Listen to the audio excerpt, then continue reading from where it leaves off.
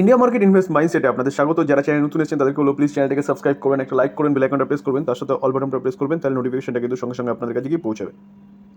দেখুন, চ্যানেলটা খোলা হয়েছে কিন্তু শেয়ার মার্কেট লার্নিং পারপাস, তো এখানে যা কিছু আলোচনা হয় সব লার্নিং পারপাস, কিন্তু সেটাকে বাই রেকমেন্ডেশন নেবেন না। দেখুন, এশিয়ান পেন্ট সেক্টরের নাম্বার ওয়ান কোম্পানি, যেই কোম্পানিটা কিন্তু মার্কেট ক্যাপ দেখলে দেখা যাবে কোম্পানিটা প্রায় 3.25 লাখ কারোর হচ্ছে মার্কেট ক্যাপ। তাহলে নাম্বার ওয়ান কোম্পানি, যেই কোম্পানিটা 3.25 লাখ কারোর হচ্ছে মার্কেট ক্যাপ, সেই কোম্পানিটা কিন্তু কন্টিনিউয়াসলি কত আজকের দিনে দেখলে দেখা যাবে কিন্তু 3.69% নিচে এসছে। তো আমরা যদি 5 দিনের রিটার্ন দেখি, তাহলে 5 দিনের রিটার্ন দেখলে দেখা যাবে কোম্পানিটা 4.5%-এর কাছাকাছি কিন্তু নিচে এসছে। তো কোম্পানিটা কন্টিনিউয়াসলি নিচে আসছে কেন? চলুন আগে সেই আসছে কেন সেটা দেখি, এবং তার পাশাপাশি দেখব যে এই কোম্পানিটাতে কি ইনভেস্টমেন্ট করা যায়, বা যারা ইনভেস্টার এই কোম্পানিতে ইনভেস্টমেন্ট করেছে তাদের জন্য কি কোনো খাতরা আছে। চলুন আগে নিউজটা দেখি যে পড়ছে কেন। দেখুন, এশিয়ান পেন্ট, আমি একটু আগে বললাম পেন্ট সেক্টরের নাম্বার ওয়ান কোম্পানি, সেই কোম্পানি 4% পড়ার পিছনে বলছে কি যে আদিত্য বিড়লা গ্রুপ, অর্থাৎ বিড়লা গ্রুপের এন্ট্রি পেন্ট সেগমেন্টে।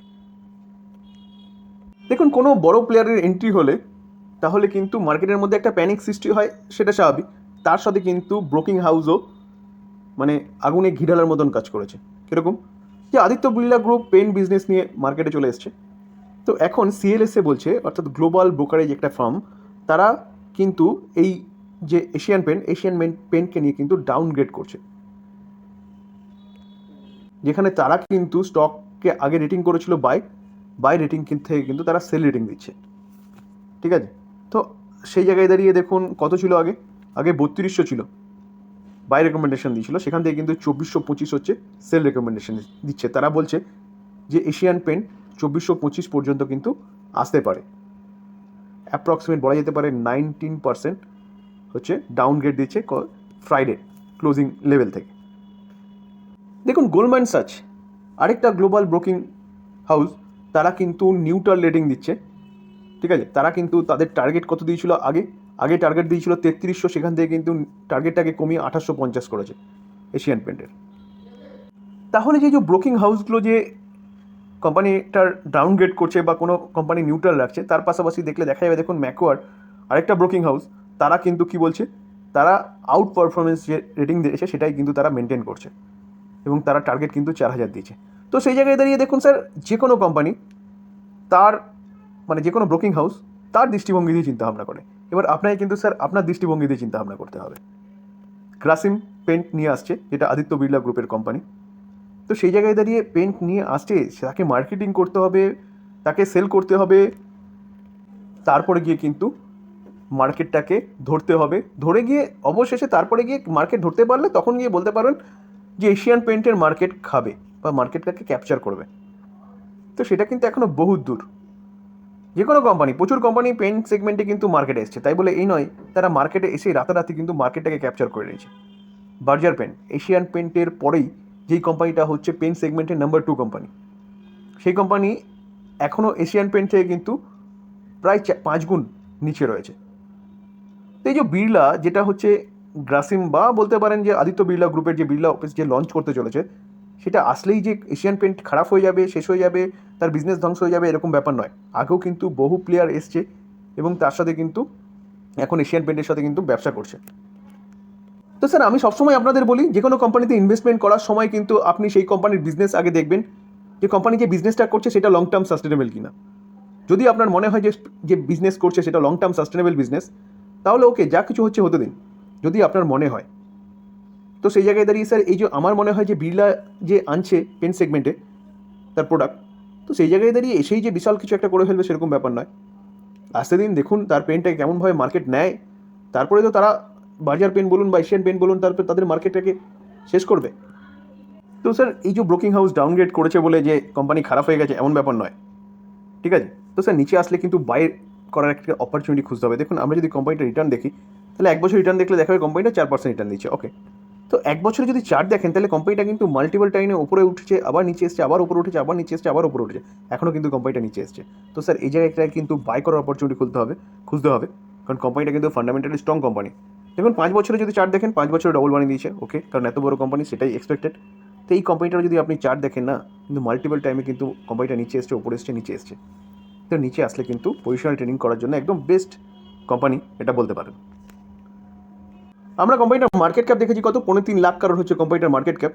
তো পি রেশিও কত আছে, 50 আছে। পি রেশিও কিন্তু ঠিকঠাক জায়গায় রয়েছে। কোম্পানিটা ডিভিডেন্ড ইল দেয় কত, কোম্পানিটা ডিভিডেন্ড ইল দেয় 0.89%, অলমোস্ট 1%-এর কাছাকাছি। রিটার্ন অন ক্যাপিটাল এমপ্লয় দেখলে দেখা যাবে 34.4 রয়েছে। রিটার্ন অন ইকুইটি দেখলে দেখা যাবে 27.7 রয়েছে। এবং কোম্পানির ফেস ভ্যালু কী আছে, ফেস ভ্যালু হচ্ছে 2 আছে।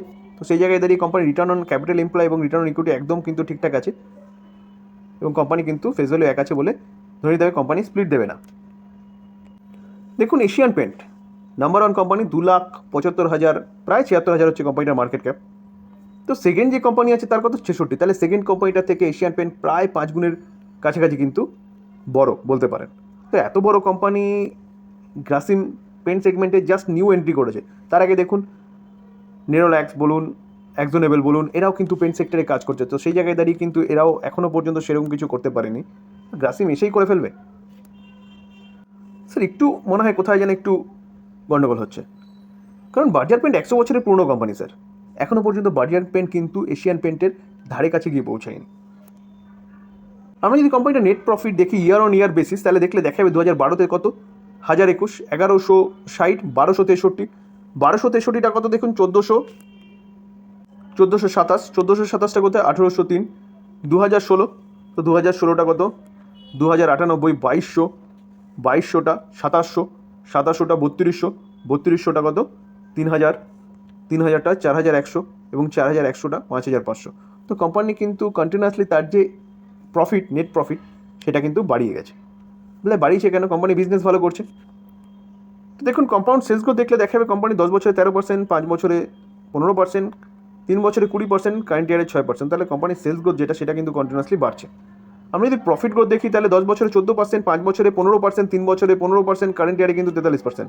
তাহলে কোম্পানির সেলস গ্রোথ বাড়ার সঙ্গে সঙ্গে কিন্তু কোম্পানির প্রফিট গ্রোথও কিন্তু বাড়ছে।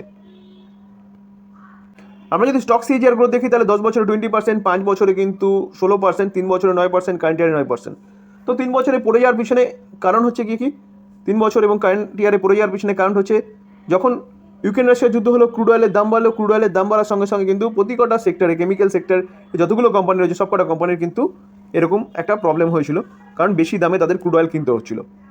আমি যদি রিটার্ন অন ইকুইটি দেখি দেখলে দেখা যাবে 10 বছরে কত, 27%, 5 বছরে 26%, 3 বছরে 26%, কারেন্ট ইয়ারে 28%। রিটার্ন অন ইকুইটি কিন্তু যথেষ্ট ভালো রয়েছে। আমি যদি কোম্পানির শেয়ার হোল্ডিং প্যাটার্ন দেখি তাহলে ডিসেম্বর 2023 প্রমোটার 52.6% স্টেক হোল্ড করছে, এফআইএস 17.3%, ডিআইএস কিন্তু 10.6% স্টেক হোল্ড করছে, এবং পাবলিককে দেখলে দেখা যাবে কত, 19.4% স্টেক হোল্ড করছে। তাহলে অ্যাপ্রক্সিমেট বলা যেতে পারে এফআইএস, ডিআইএস এবং প্রমোটার কিন্তু 80%-এর উপরে স্টেক হোল্ড করছে। তো কেন হোল্ড করছে স্যার? আমরা যদি ইনস্টিটিউশন ইনভেস্টর দেখি তাহলে ইনস্টিটিউশন ইনভেস্টর দেখলে দেখা যাবে মিউচুয়াল ফান্ড কত, 3.5%-এর কাছাকাছি কিন্তু স্টেক হোল্ড করছে। 35টা মিউচুয়াল ফান্ড রয়েছে, যেখানে এসবিআই একাই কিন্তু 1.66% স্টেক হোল্ড করছে। আমরা যদি ইন্স্যুরেন্স কোম্পানি দেখি, দেখুন ইন্স্যুরেন্স কোম্পানি দেখলে দেখা যাবে কতটা স্টেক হোল্ড করছে। ইন্স্যুরেন্স কোম্পানি কিন্তু 6.29% স্টেক হোল্ড করছে।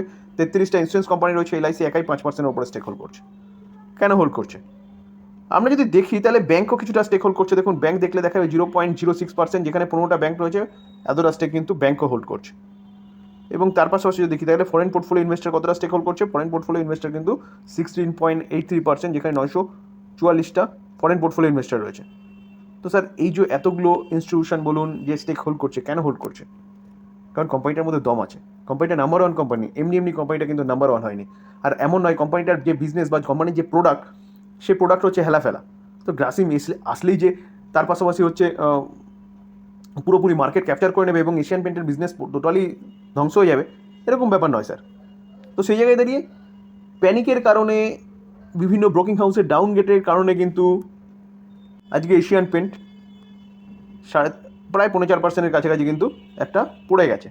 তো পড়ে গেছে স্যার, এখান থেকে কিন্তু বাইরের অপরচুনিটি খুঁজতে হয়। Fundamentally strong company, business well and good, number 1 company, এই কোম্পানি নিয়ে চিন্তাভাবনা করতে পারেন, কারণ এটাই কিন্তু সুযোগ বা সঠিক সময় বলতে পারেন।